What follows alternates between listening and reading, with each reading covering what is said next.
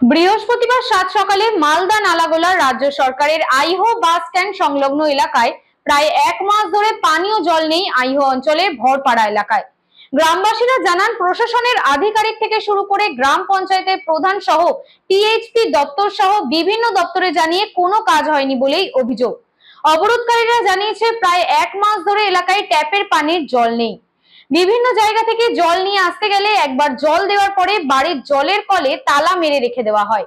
এলাকাবাসীর অভিযোগ, কোনো পানীয় জলের ব্যবস্থা না হওয়ায় বৃহস্পতিবার সকালে মালদা নালাগোলা রাজ্য সড়ক অবরোধ করে বিক্ষোভ দেখাতে থাকেন। তাদের দাবি, প্রশাসনের তরফ থেকে যতক্ষণ এই জলের সমস্ত সমাধান করা হবে ততক্ষণ পথ অবরোধ উঠানো হবে না। অবশেষে খবর পেয়ে ঘটনাস্থলে ছুটে আসে হবিবপুর থানার পুলিশ।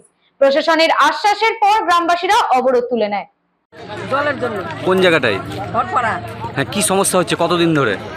এক মাসখানেক আগে অল্প করে জল পড়তো, সেই জল পড়তে পড়তে এখন একদম বন্ধ হয়ে গেছে।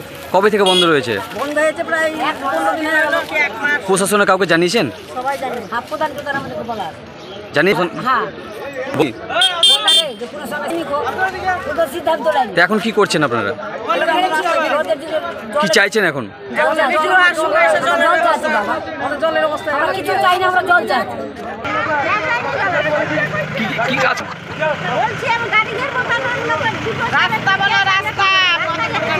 করছেন? তারা কি বলছে? কবে ভুগছেন? এখন কি চাইছেন?